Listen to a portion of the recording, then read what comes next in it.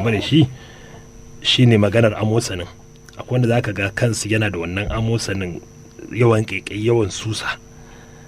To su kuma suna buƙatar abubuwa ne guda uku kaɗai. Suna buƙatar garin magarya, wato ganyen magarya kenan, za a dake shi a hada da kanumfari, sai a hada da citta, shi ta magarinta.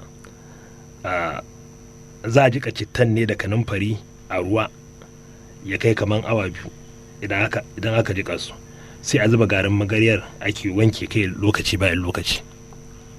To kaga wannan abubuwan guda 5 su ne gudunmuwar da za mu iya bawa mace a lokacin da za ta gyara abin da ya shafi kanta kenan. Daga kai sai mu tafi fuska.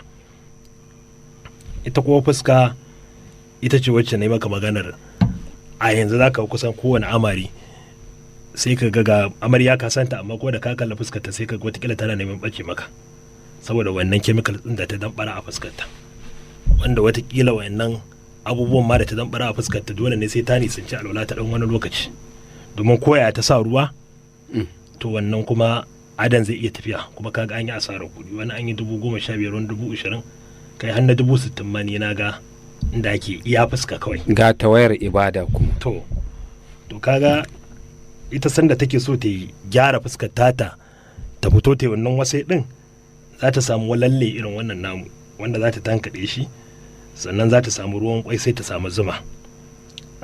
Yadda ake amfanin shi ne, shi wannan kwan idan aka fasa shi ana cire kunduwa, ka gane, iya ruwan za a cire kunduwa daga ciki, sai a zuba garin lalle a ciki, a hada da zaman nan, ka gane, sai a cakuɗe shi. Idan aka cakuɗa, mace za ta ɗauki wannan ta mulke fuskarta, ka gane, kamar minti 15 kafin ta yi bacci, ka gane. In ta sa wannan abin minti 15 kafin ta yi bacci, in Allah ya kai mu gobe da safe ta tashi, sai ya zama to tana da ruwanta na zafi wanda za ta wanke fuskarta. Wannan abin za ta yi shi ne tsawon sati za ta yi wannan. Idan ta yi wannan tsawon sati, watakila kafin a yi bikinta, to insha Allah za ta ga yadda fuskarta za ta koma. Watakila in ta gani ta yi bayani. Sai shi ma abu na biyu, wanda wani watakila ba shi da damar haɗa wayancan ɗin, zai samu tumatir. Idan aka samu tumatir, za a samu madara ta shanu, sai a samu ruwan albasa, sai a samu garin zogale, sai a samu sabulun gana. Za a zuba ruwan tumatir din da ruwan albasa a madara mai tsafta. Za a samu kamar madara ko kuma nonon raƙumi, sai a kwaba garin zogale, a shafe fuska ya kai kamar minti 30, sai a wanke da ruwan zafi da sabulun gana tsawon kwana 30. Wannan za ta yi wannan abin ne tsawon kwana 30. Shi ma zai sa fuskar ta ringa sheki da ringa haske ba tare da an samu wata matsala ba.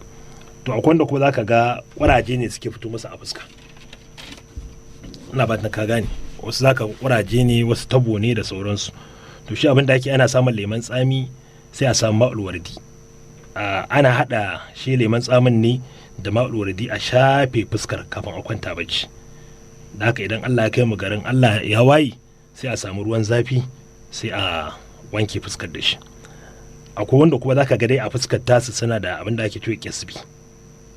To shi kuma yadda ake masa shine ana samun ganyen zaitun ne, ganyen mai kyau, ba irin wanda zaka ga ana cewa ganyen, baka tabbatar wannan ganyen zaitun ne. Sai a samu man zaitun din, sai a kwaba. Idan aka kwaba shi ma za a dinga shafa wannan kisbin a duk inda yake, ba dole sai a fuska ba. Shi ma insha Allah zuwa wayewar gari aka yi haka tsawon sati 2, za a ga yadda fuskar za ta koma. To idan duk an gama wannan, kaga kusan wani abu ne wanda ya shafi iya fuska. Ban sani ba masu sauraro ko suna bin mun yi magana fuska, mun yi magana kai, mun dawo ko muna magana akan abin da za su yi na fuskar su.